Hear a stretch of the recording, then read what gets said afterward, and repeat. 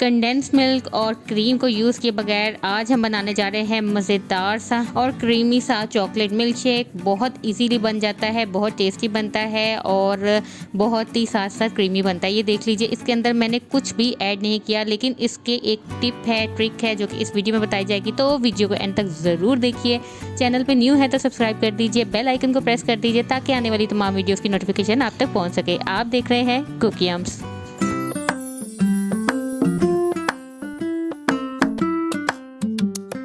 अस्सलाम वालेकुम, कैसे हैं आप सब। तो चलिए जी बनाते हैं मज़ेदार सा मिल्क शेक। और उसके लिए यहाँ पे मैंने लिया मिल्क। अच्छा, मिल्क लेना है आपने, बिल्कुल फ्रेश मिल्क लेना है और जो है कोशिश करें कि ठंडा मिल्क ना हो। अब मैं आपको नेक्स्ट बताती हूँ कि इसको क्या करना है, क्योंकि हमें इसमें क्रीम भी लानी है विदाउट एडिंग कंडेंस मिल्क और किसी तरह की क्रीम की। हमें इसे ही क्रीमी बनाना है। तो हमने एक जग में इसको ऐड कर दिया ब्लेंडर में, और अब साथ हम इसमें ऐड करेंगे कोको पाउडर।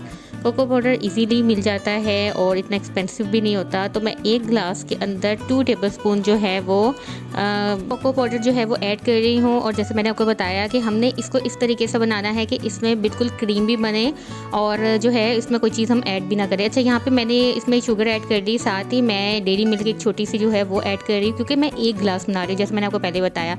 अब हम इसको ब्लेंड करेंगे अच्छे तरीके से।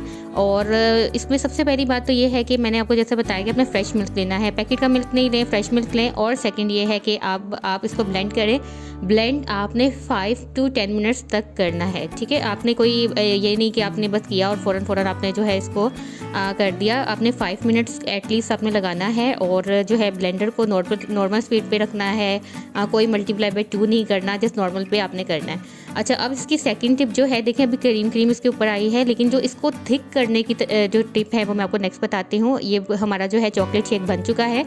अब हम क्या करेंगे, आइस ऐड करेंगे ग्लास के अंदर। ये देख लीजिए, आइस क्यूब्स मैंने इसमें ऐड कर दिए हैं। और अब हम इसके अंदर जो है वो शेक को ऐड करेंगे। जो चॉकलेट शेक हमने यम्मी सा बनाया है, बहुत ही अच्छा इसका टेस्ट आया है। शुगर ऐड की थी मैंने इसमें, अगर आप शुगर नहीं ऐड करना चाहते तो आप इसकी जगह जो टैबलेट्स होती हैं, जो कैंडल वगैरह, वो ऐड कर सकते हैं। अच्छा, अब यहाँ पे चीज़ ये है कि जब हम एक नॉर्मल टेम्परेचर को एकदम से ठंडे उसमें ऐड करते हैं ना आइस में, तो इसके ऊपर क्रीमीपन आ जाता है। अब इसके एंड में जो है मैं इसके ऊपर चॉकलेट चिप्स ऐड कर रही हूँ, और ये जस्ट इसकी लुक अच्छी लाने के लिए और टेस्ट अच्छा करने के लिए है। साथ ही मैं इसमें चॉकलेट सिरप ऐड करूँगी। चॉकलेट सिरप अगर आप चाहो तो आप इसको वैसे भी ऐड कर सकते हो, पहले ग्लास के अंदर और उसके बाद इसमें ऐड कर दें। तो मैं अभी इसके ऊपर से ऐड कर रही हूँ, मुझे ये ज़्यादा इस तरह अच्छा लगता है।